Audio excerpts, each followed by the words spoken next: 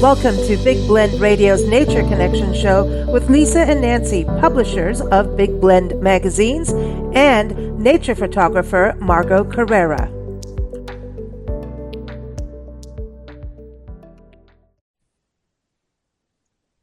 Welcome, everyone, to the Nature Connection. Today, we're going to talk about ice.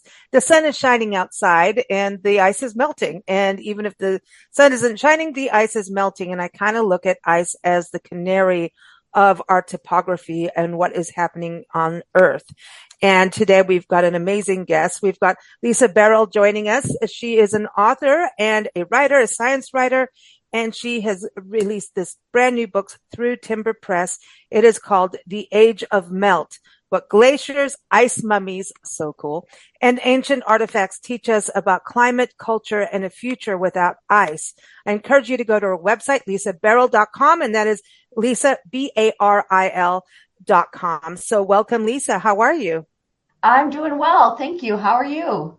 Doing good. Margot, are you excited to talk about ice? I get excited, but it's kind of depressing too, right, Margot?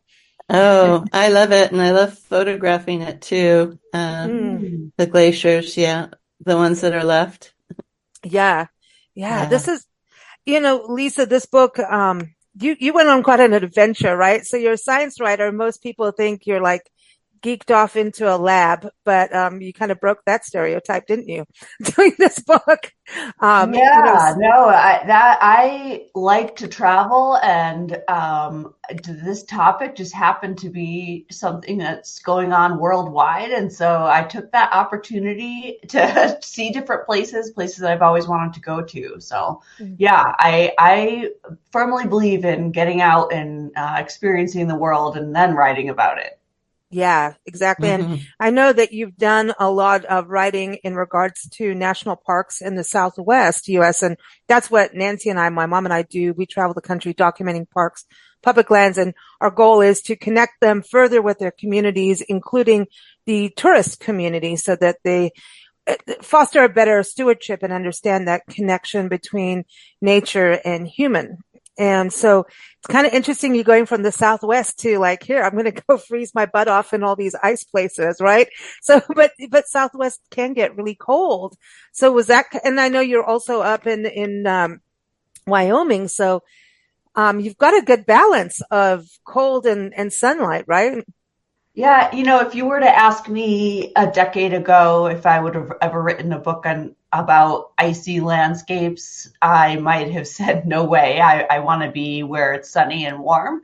But I have been living in the mountains in the Northern Rockies for about 20 years now. And it's just the mountains speak to me in a way that no other landscape does, and especially the Rocky Mountains. And I just find them so beautiful and inspiring. I always look out my window and see a mountain and just want to go climb it. And, I wonder what's up there that, I could possibly discover. So. And I think with your book, The Age of Melt, I love that title, by the way, the whole title too, but The Age of Melt, because we always think about the Ice Age, and now it's the Age of Melt. We've gone into this new period, this new era of what's going on to our planet.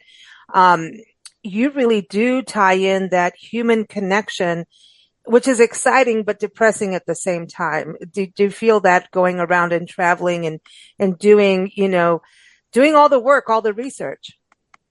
Yeah,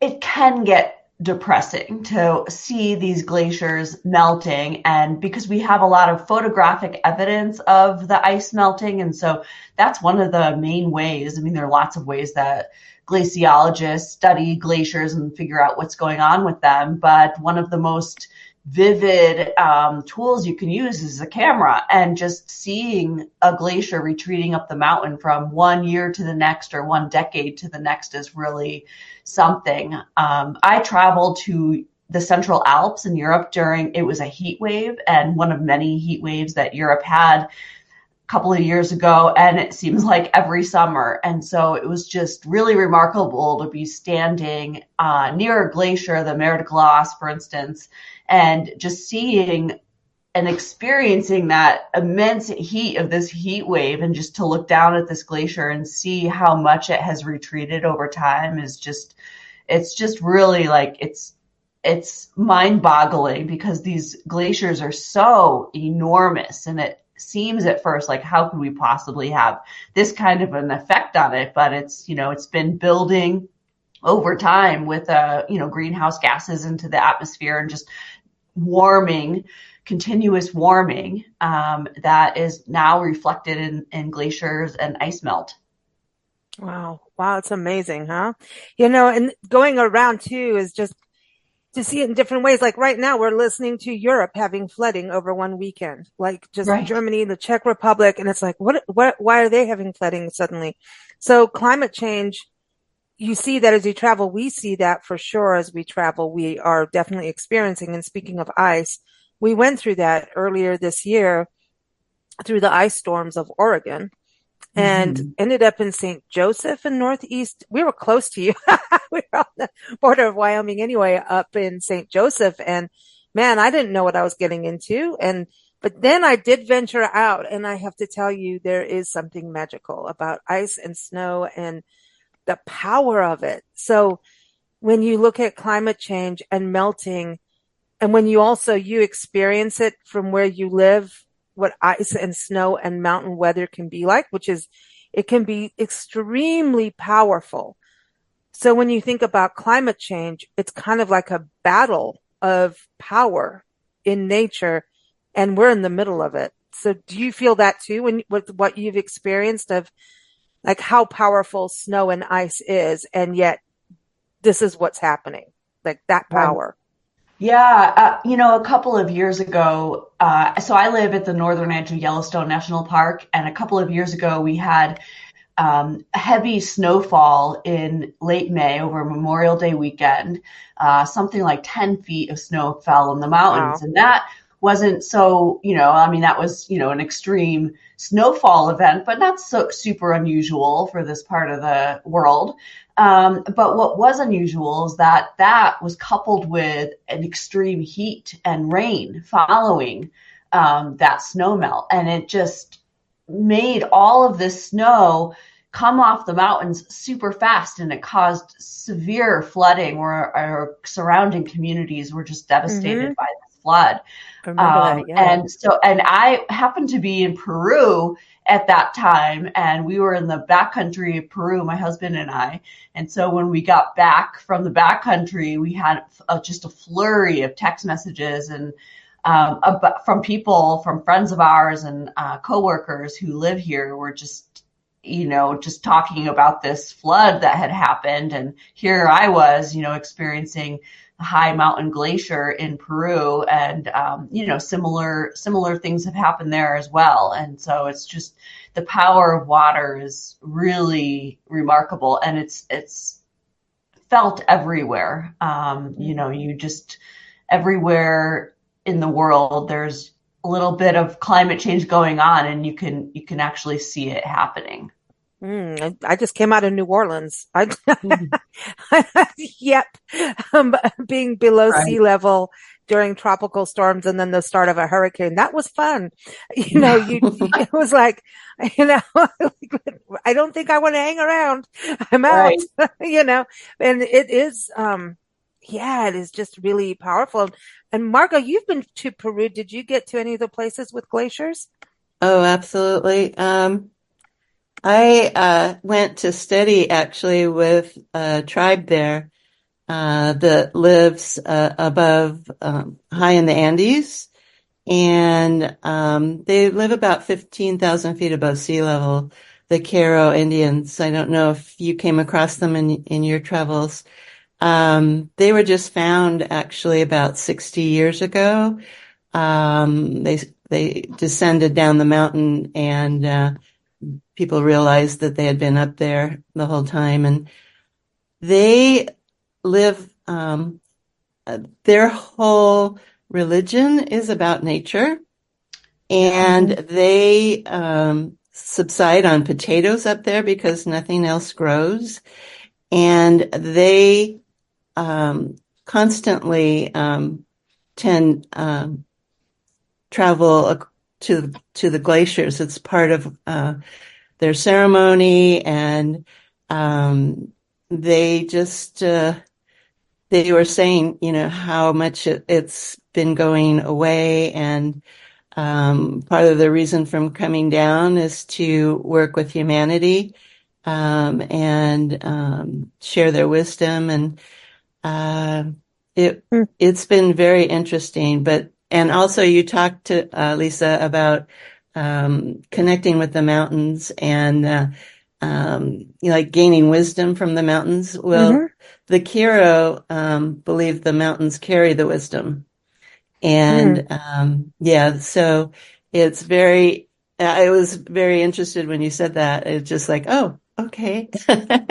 Yeah, yes, this is showing up other places. So um yeah, Peru was very, very interesting. And where did you visit the glacier? I was I visited the Kolkipunku Glacier, which is, and you were speaking about pilgrimages and spiritual ceremonies. So this is an annual ceremony and pilgrimage that occurs around mid-June every year. Uh-huh. And where different tribes from all over the Andes, mostly high mountain Andean peoples, go there to pay homage to this glacier, recognizing that it is the source of life, that the reason they're able to farm where they do is because of the slowly melting, naturally melting glacier over the warmer months, that it's a source of life. It gives them water. And so historically, people would go there and take chunks of the glacier and bring that back home with them as sort of a symbol of, the life that these glaciers give. And they would sprinkle it in their gardens, in the hopes that they would have a good harvest. In the coming year, the people who kind of oversee the pilgrimage have decided that, well, we can't allow people to take the pieces of the glacier anymore because it's melting so fast. And because it's retreating high up into the mountain, it's already a difficult place to get to, above 16,000 feet, but it was becoming more dangerous for people to even get up there to the foot of the glacier to collect ice. So now they're able to collect meltwater, but not the ice itself. And it was just tribes from all over the Andes were there, and just Wow. seeing their beautiful regalia and ceremonial dress was just amazing. And they would perform these dances that have to do with their tribe, their individual tribes. They were kind of like dancing their life, and what they farmed and lived. And it's just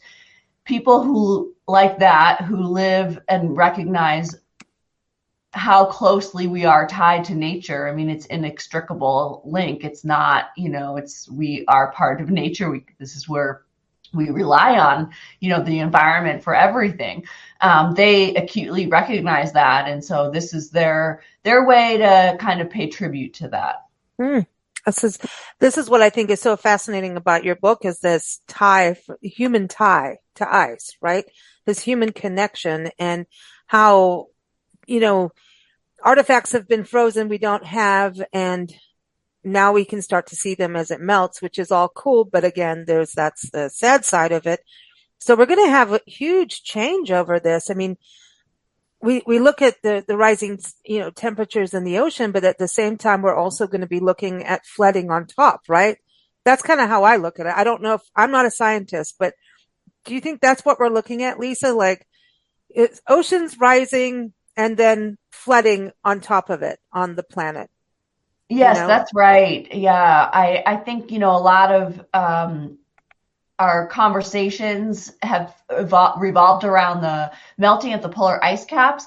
And while that is hugely important, I mean, if they were to melt instantaneously, we would have something like 200 feet sea level rise, which is, Ooh. Yeah, it's pretty dramatic. By New Orleans at that point, right? And right, Key it would West change the shape and of Venice. land masses in the world. I mean, it would just really change Everything. humanity and where we live and how we live.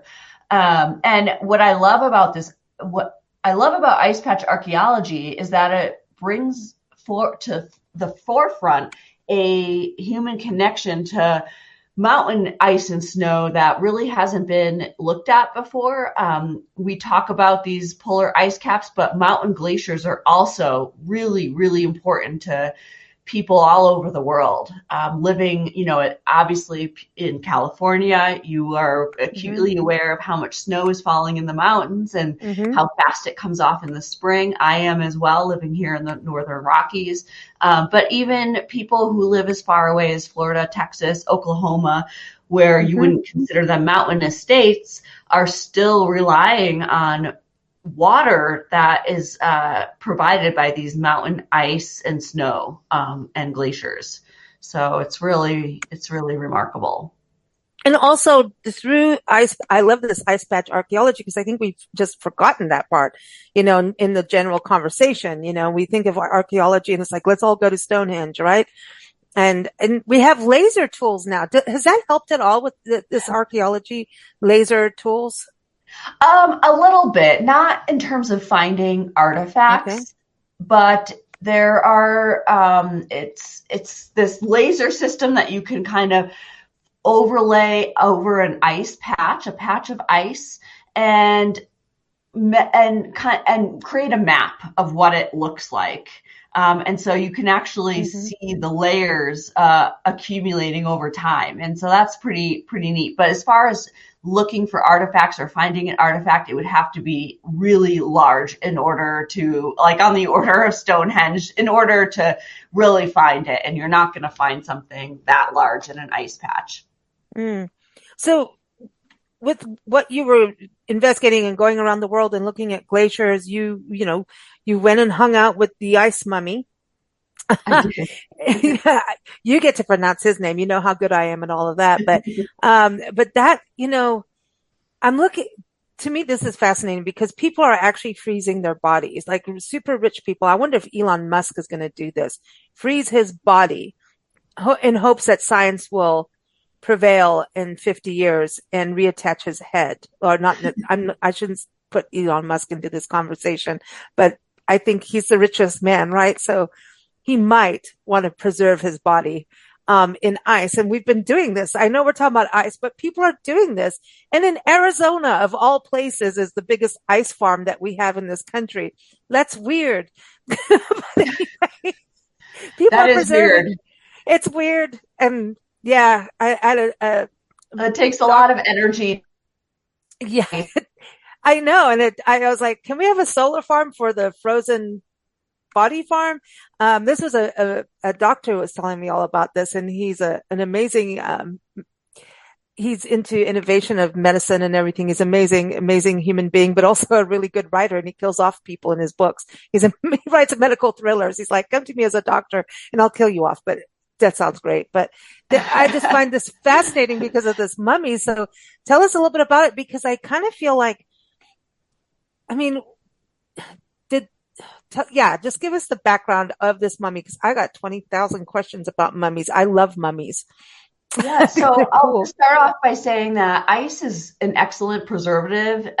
You probably have some mystery meat in your freezer or vegetable that's just kind of languishing back there, and you don't know what it is because you forgot to label it. And I may be just speaking for myself here, but it's there in perpetuity. And so what ice and snow does is preserves these organic artifacts, these things that were made of once living things like animal furs or leather, sinew, which is like the tendons and ligaments of an animal that was used to sew things together, wooden arrows, and birch bark skis and things like that. Just things that normally would decay when exposed to sunlight and wind, but because they were embedded in ice, they were preserved for many thousands of years. And no archaeologist really knew that. A few things had melted out of the ice prior to Ötzi, who is the 5,300-year-old mummy you were talking about. But nothing to really get archaeologists excited about heading up into the mountains to see what else might be there. It wasn't until the early 90s that we experienced a huge melt, and it's just been continuing to melt. And so as the ice melts, these organic artifacts are being exposed. And so archaeologists are kind of in a race against time to go to these mountain ice patches and find them and collect them before they decay and disintegrate over time. Wow. And so Ötzi was sort of the catalyst for ice patch archaeology. It was 1991. There were a couple of hikers from Germany who were a pretty adventurous couple, and they had summited a peak in the Italian Alps right on the border with Austria.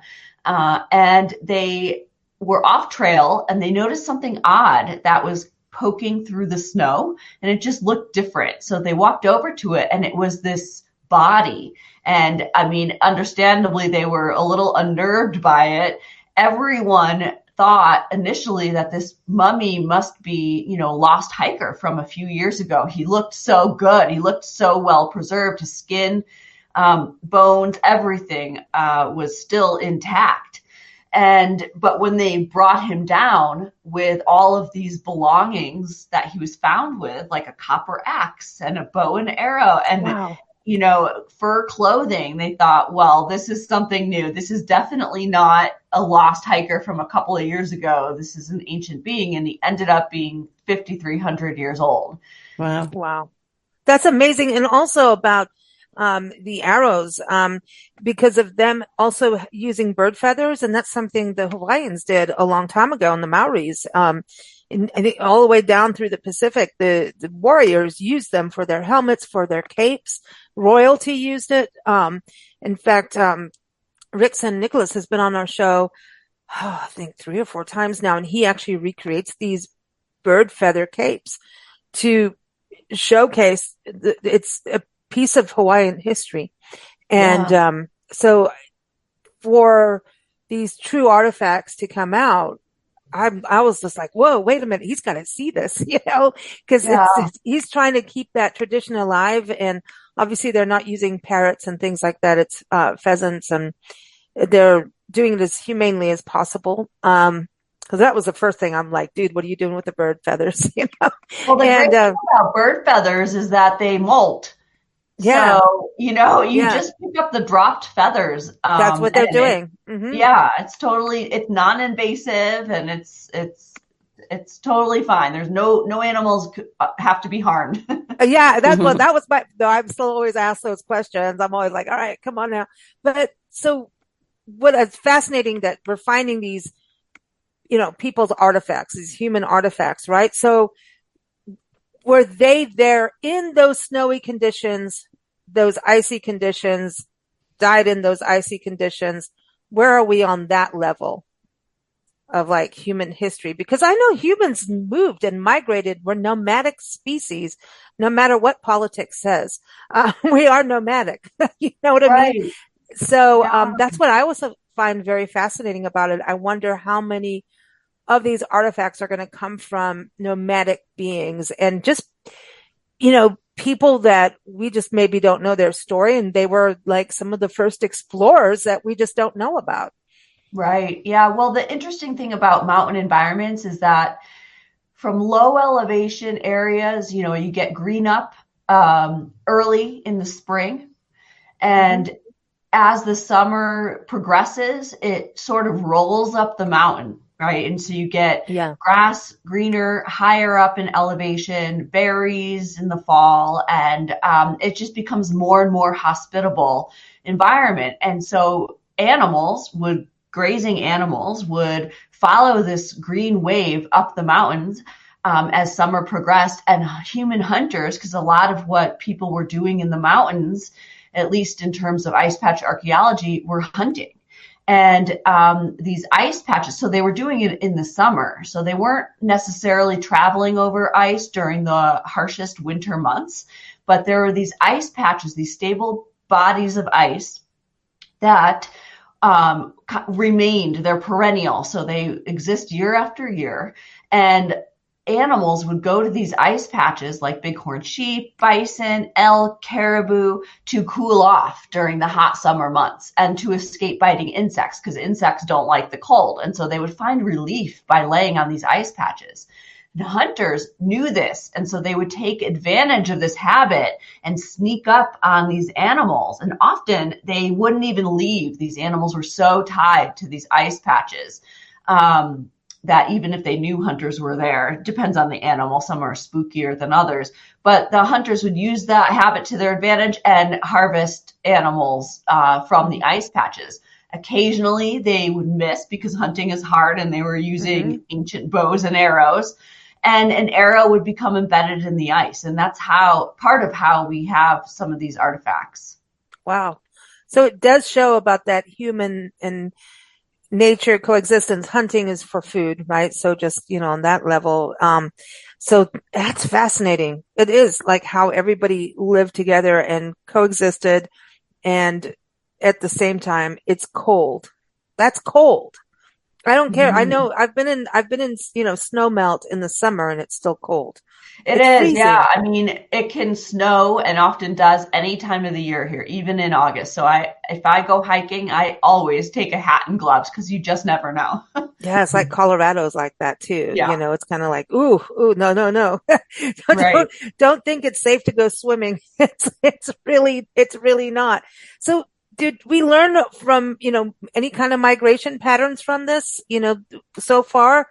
I mean, I know this is still really kind of new as far as I'm concerned, Yeah, it you is know? new. I mean, it's only about 30 years old or so. And so I think many of the ice patch archaeologists that I spoke with are sort of in a triage mode right now where they are going to these ice patches, visiting them and collecting as many artifacts as they can and learning as much about them as they can, during the long winter months when they aren't visiting these ice Mm, patches because they're going in late summer when they're at their greatest melt.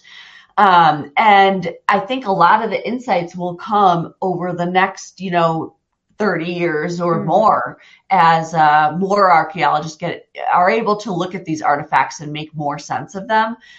We do know, at least it's, scientists believe that in the Yukon of Canada, that there was a volcanic eruption maybe 1,300 years ago, and it drove people out of the mountains of that mm-hmm, area, drove their caribou out of the area, and mm-hmm. people followed the caribou. And then after things sort of settled down and life came back and the grass was green again, they came back. I do have a question for you. Yeah. I just recently saw uh, a documentary on Antarctica and how people are going to look for artifacts there. And what they found was very interesting to me. What they found was uh, artifacts of actual um, trees, and the trees were actually kind of tropical, and they found full leaves from the ice melt. And so what tells us that prior to, quote, the ice age, there was tropical there was a tropical forest there, is what they were thinking. And this is a new find, and this is a new documentary I saw on television just before we had this show. So I was interested in asking you, what are you hearing about? Um, uh, are they are they finding anything similar to what I'm talking about? That under the ice there was pre-existing, like, rainforest or pre-existing Yeah. forest. Yeah, that's a And good question. They are finding it's not just human-made objects that they're finding in these ice patches, but it's also petrified trees or well-preserved tree stumps. So you can, and of course, you can age them by counting the rings, but also radiocarbon dating them. And so it's telling people, climate scientists and paleoecologists, what kind of environment was there many thousands of years ago. And so some of these areas were once forested during warmer times. And now they are bare, without trees, and now they have ice patches. So it's pretty interesting. yeah, so what we're going through could potentially cycle back is my Well, question. yeah, Yeah. we're in a different time now because if you look at how fast the temperature is rising and how over such a short time, that's never happened before in recorded history and in Earth's history, really. And we're just having this profound impact in a very short amount of time. And whereas past climate changes, I mean, there's been abrupt changes, of course, there has been in the past, but not to the extent that we're seeing today. And it's taking this trajectory where we don't, know what's going to be the ultimate outcome of it. I Mm-hmm. mean, ultimately, the scary thing is that, well, life will go on. I mean, I think that's the one good thing is that life will go on with or without us, and the Earth will recover. Some species will be lost and others will thrive. But humans are really adapted to live within a narrow temperature band. We're kind of cool adapted species. We overheat if it gets too hot out. And so this is why these heat waves are so dangerous to people. And, eventually we're going to not be able to cool our homes well enough to sustain, to survive if we keep increasing our temperatures like we are now. And not only that, but our foods, many of the foods we eat, we just depend on a handful of grains and fruits and vegetables. And they also grow within a narrow climate niche. So we're hurtling towards an environment that it will be very difficult for humans to thrive in. Yeah. Hmm. And we can learn from the past, right? That's the one, this positive thing of this ice patch archaeology is learning from what the humans did in the past, That's right. Yeah, how people adapted to climate changes, like for instance, in the Yukon, where that volcanic eruption kind of blanketed the whole area in ash and prevented plants from growing, and they had to move out and seek other areas to live before they could come back. Presuming it's the same people, we don't know that for sure. Mm. Wow. Wow. So fascinating. What got you to become a science writer? What inspired you to I'm going to go there because, I know Margot, we always talk about, we bow down to the scientists in the world and we always want to showcase them and promote them because there's so many people who don't understand science is always evolving. And I think this is a perfect story and your book shows, I mean, this, ice patch archaeology shows that we're always learning something new, right? And so things will change in science. That's the nature of the beast, right? Same as in medicine and everything. We're always, I mean, I remember at one point we thought that hummingbirds came from South America, and actually now I think the oldest fossil they found of a hummingbird is in Germany. So, Mm. hello, people are always going to change. So, what led you to write about science? I have always loved writing and I've always loved science. And for many, many years, I was an ornithologist. So I studied Mm, birds all over the world, but mostly in the US and Central America. And I ended up in Yellowstone and I chased birds here for many years and I loved my work. But I also really wanted to learn about other things. I just am interested in the world, and I couple that with writing, and so slowly it just happened slowly over time to transition from wildlife biology to science writer because now I get to still travel, still be outside, but learning about different things, but using my science background to help me understand the world. see, I said canaries at the very beginning of the podcast. I knew you had something to do with birds, but it is true. But aren't birds some of our most ancient beings? When we Yeah, look at learning history in the natural world, yeah, birds are dinosaurs. They're little they miniature are. dinosaurs. They are. They're cool. Look at Yeah. roadrunners, man. They are. And Yeah. they're all over So, the world in every habitat, so um, they're you can study them anywhere and watch them anywhere. And that's part of what I love about birds so much. Mm-hmm. Anything in the ice world, though, with birds that was discovered so far, other than the feathers on arrows? Yeah, there have been birds that have been preserved in the ice. How, what happened to them, we don't know, whether they just died there or who knows, a predator or something. But yeah, a lot of animals are emerging from the ice, and permafrost as well. So yeah, that's kind of a neat one too, because the ice can preserve like really good samples of DNA and just give you a more complete picture of an animal that that finding just the bones of wouldn't. And normally bird bones are so thin and hollow and they just disintegrate, so it's really hard unless they're fossilized to find them. So this is like another avenue that people might pursue to learn more about certain animal species. That's cool, man. That's interesting. Do they get any species that we don't know of, or are they species we already know? So far, at least as far as I know, it's all species that we know of. Yeah, nothing new. Mm. So I do have to ask, what do you think is going to happen to penguins in regards to the ice melt? And, we were talking about animals before, like what do you think is going to happen to them as we lose this ice? Will they be able to survive? Polar bears, those kinds of animals. Well, we are on a trajectory to really lose a lot of the ice in the world today. We haven't even seen the temperature rises that are supposed to go along with the carbon emissions in our atmosphere right now. So there's like a little bit of a lag time between how much pollutants are in our atmosphere and temperature rise. So as the temperatures continue to rise, even if we were to stop all polluting today, they would still rise for some time.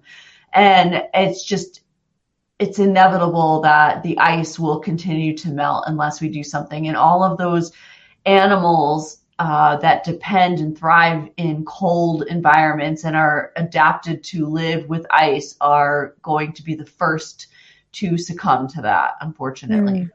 Man, I feel like we need to make ice machines or something, Yeah. Well, And, yeah. yeah, I know. It's like like the new wave of manufacturing, take all the old industrial parks and make ice. I don't know. It's a sad thing. And we can make all the ice we want, but if the temperature is too high for the ice to be sustained, then it won't matter. So we really need to do something about our emissions and greenhouse gases. Yeah. I mean, that's got to be, when you're going out there and interviewing everyone, like a underlying, like, you're saying there's a rush to get all of these artifacts, right? It's got to be an underlying fear of like, it's really real. When, William Shatner went up into space and he saw Earth and he was like, we really are damaging it, and came back like totally freaked out about how beautiful Earth is from above there. And like, just became this most passionate voice for climate change, to prevent climate change, in seeing it from space. And, yeah, these are stories that, we've got to get a move on. So thank you so much for writing this book. You're an excellent writer for sure too. I'm like, oh, I want to go on this journey. In closing, Margot, do you have any questions for Lisa? Yes, thank you so much. And it's your desire to travel is helping all of us and to study. Thank you so much for sharing your work. Well, thank you so much for having me. I really enjoyed talking with both of you. And everyone, again, you can go to Lisa's website, lisabaril.com, and that's Baril. Did I pronounce it right? Mess it up again. And everyone, the book is The Age of Melt, What Glaciers, Ice Mummies, and Ancient Artifacts Teach Us About Climate, Culture, and a Future Without Ice. It is out now, and the link for Lisa's website is in the episode notes. So thank you so much, Lisa. Thank you, and take care. You too. You too. Thank you for what you do. Okay, bye. Thank you for listening to Big Blend Radio's Nature Connection show. Follow us at bigblendradio.com and keep up with Margot at margotcarrera.etsy.com.